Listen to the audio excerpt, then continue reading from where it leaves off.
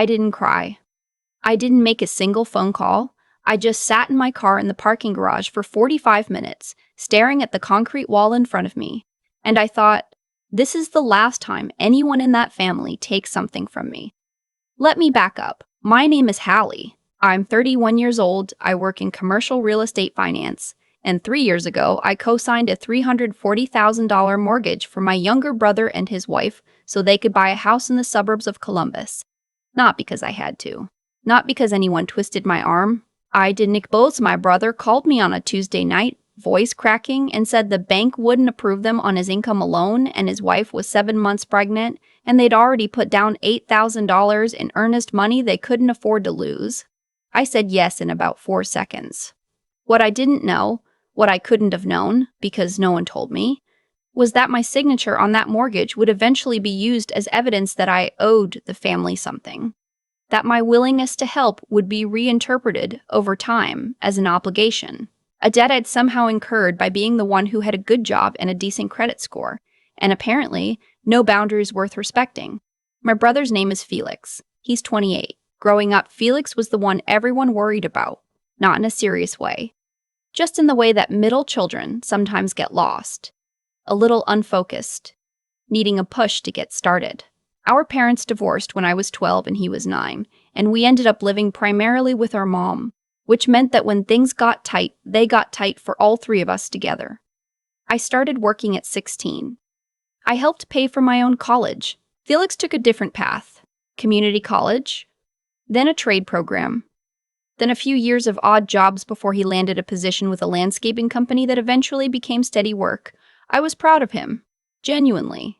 And when he met his wife, Renata, I liked her fine. She was loud in a way that could be charming or exhausting, depending on the day, and she had strong opinions about everything from hospital births to kitchen cabinet finishes, but she loved Felix, and that was what mattered.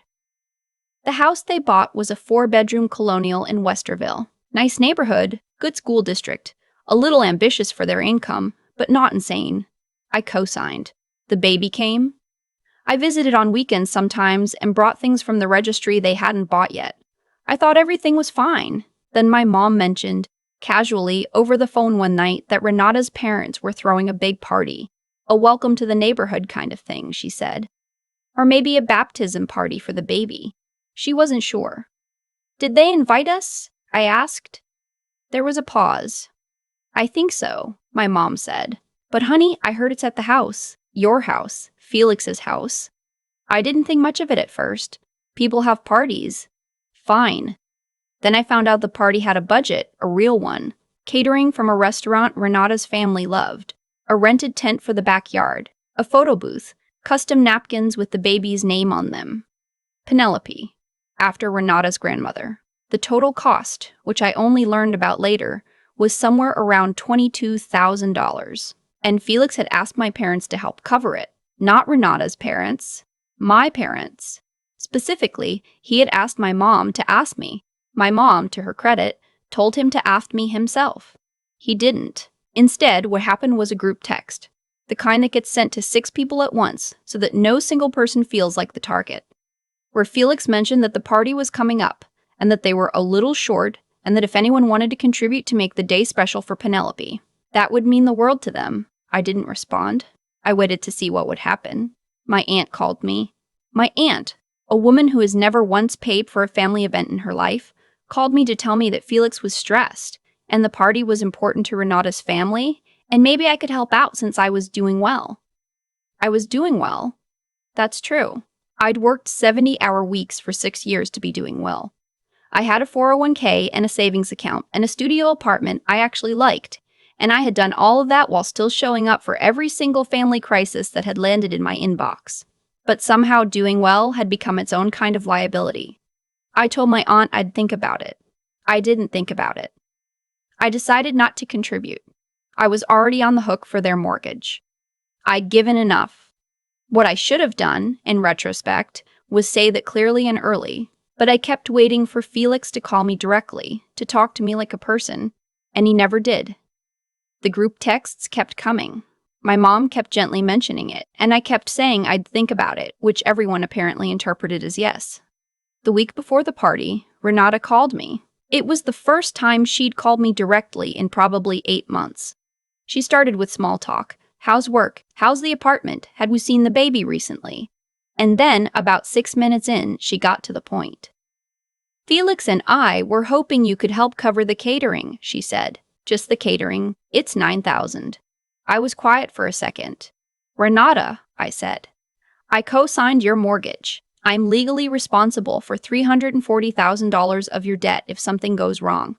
I don't think I should also be paying for the party. She got quiet, too.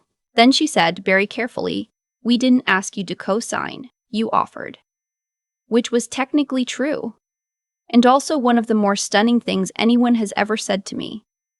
I told her I'd have to think about it. I got off the phone and I sat on my couch for a long time. Here's the thing about being the competent one in a family. People don't see your help as help.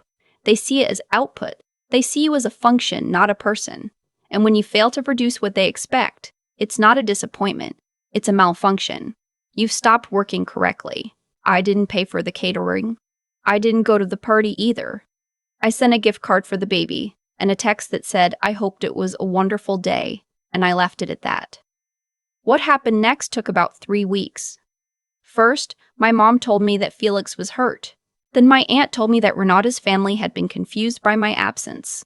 Then Felix finally called, and the call lasted 40 minutes, and it was the kind of conversation where the other person is crying that somehow you're the one being accused. He said I had always acted like I was better than them.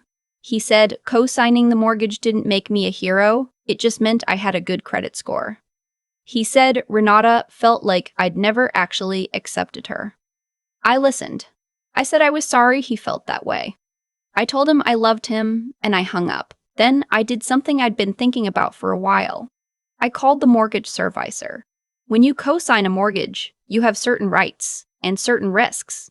What most people don't realize is that some co-signer agreements allow you to petition for release from the loan once the primary borrowers have established a sufficient payment history, typically 2 years of on-time payments. Felix and Renata had been in the house for 2.5 years. Their payments had been on time. I'd been monitoring the account every month. Not because I didn't trust them, exactly, but because $340,000 with my name on it is not something I was going to ignore. I asked the servicer what I would need to do to be released from the loan. The answer involved Felix and Renata agreeing to refinance and qualifying on their own. Given that Felix's income had actually grown since we'd signed, he'd been promoted to operations manager at his company, there was a reasonable chance they could do it. Not a certainty, but a chance. I sent Felix an email, a very calm, very clear email. I told him that I thought it was time to discuss removing me from the mortgage, that I had spoken with the servicer and understood the process, and that I'd appreciate it if we could schedule a time to talk about next steps. He didn't respond for 5 days. When he did respond, it wasn't a call. It was a text. It said, I can't believe you're doing this right now. This is so typical. Typical. I turned that word over in my head for a while. Renata texted me an hour later. Hers was longer. It said that pulling out of the mortgage was essentially threatening their family's housing security, that I was doing it out of spite because of the party, that they had a 14-month-old daughter to think about, and that she expected more from someone who had always claimed to care about family. I want to be honest about what I felt when I read that. I felt tired, the specific kind of tired that comes from realizing you've been misread so consistently, for so long, that the accurate version of yourself no longer exists in the other person's mind. She had replaced me with a character, the vindictive older sister who was punishing them for a party. That wasn't what I was doing.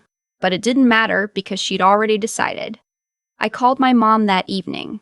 I told her what was happening. I told her about the email, the texts, all of it. My mom was quiet for a long time. Then she said, Hallie, they have a baby. I said, I know, Mom. I also have a life. She didn't say anything after that. The person who actually called me back that week, the one I didn't expect, was my uncle. My dad's brother, a man named Douglas, who I hadn't spoken to in close to a year. He'd somehow gotten wind of what was happening, probably through my dad, and he called me on a Saturday morning while I was making coffee. He asked me to tell him the whole story from the beginning. I did. He listened without interrupting, which is rarer than it sounds. When I finished, he said, You know what I notice? Nobody's asked you how you're doing. I didn't say anything. That's the tell, he said. When a family treats someone's distress as a logistics problem, that's when you know the dynamic's broken. I appreciated that more than I told him. The mediation, if you could call it that, happened at my parents' house in late October. My mom had suggested it, and I'd agreed because I didn't want to do this over text for another month. Felix and Renata came. My mom made coffee. My dad was there too, which was somewhat unusual. He and my mom coexist at family events, but they don't orchestrate them together. Renata had printed things out. I found that out when she pulled a folder from her bag. She had a list of what she called contributions and expectations, essentially a document arguing that because I had voluntarily co-signed the mortgage, I had established a pattern of financial support that they had reasonably relied upon, and that withdrawing from that support now was a breach of the implicit agreement. I'm not making this up. I looked at the folder. I looked at Felix, who was staring at the table. I looked at my dad, who looked like he wanted to be anywhere else. Then I looked at my mom, who looked scared. I said, Renata, there is no implicit agreement. There's a mortgage cosign, which is a legal document, and there's nothing else in writing. She said, that's a very cold way to look at your family. I said, I'm a commercial real estate finance professional. I look at documents for a living. What I don't do is sign documents that don't exist. Felix looked up then. For a second, something crossed his face. I thought it might be the beginning of a real conversation. Then Renata touched his arm, and the moment passed. She kept talking. She said that the request for party funding had been reasonable given everything I'd done for them, that my absence at the party had embarrassed them in front of her family, and that petitioning to be removed from the mortgage felt like punishment. I let her finish. Then I said, I need to ask you something, and I want an honest answer. If I had never been able to co-sign, if my credit score had been 50 points lower and I simply wasn't an option, what would you have done? Silence. You would have found another way, I said. Or you would have bought a smaller house. Or you would have waited another year. My being able to help was never the same as me being obligated to help. Those are different things. My mom started crying quietly. Felix was still looking at the table. Renata said something about how I clearly had decided how this was going to go, and started putting the folder back in her bag. I said, Felix, I love you. I am always going to love you, but I'm not a bank, and I'm not a resource. I'm your sister, and right now, I need you to look at me and tell me what you actually want. Not what Renata wrote in the folder, not what Mom is afraid of. What do you want? He looked up. He said, I want things to go back to normal. I said, me too. But normal can't include me being on a $340,000 mortgage I'm getting nothing out of while you send me group texts asking for money. That was the first real silence of the whole afternoon. Not an angry silence. A real one. Renata stood up and said she needed some air. She went outside. My mom followed her, which was predictable. My dad looked at his coffee. Felix said, quietly, I didn't know she printed all that stuff out. I said, I know. He said, I should have called you. About the party. I should have asked you directly instead of the group text. I said, yeah, you should have. We sat there for a while. It wasn't a resolution. It wasn't a movie ending where everyone hugs and learns their lesson. It was just two people sitting in our mom's kitchen acknowledging that something had gotten bent out of shape, and neither of us knew exactly how. What came next happened over the following 6 weeks. Renata and Felix met with a mortgage broker. It turned out that Felix's income, combined with Renata's part-time work, was enough to refinance with a slightly higher interest rate, but without a cosigner. It wasn't their first choice financially, but it was possible. They moved forward with it.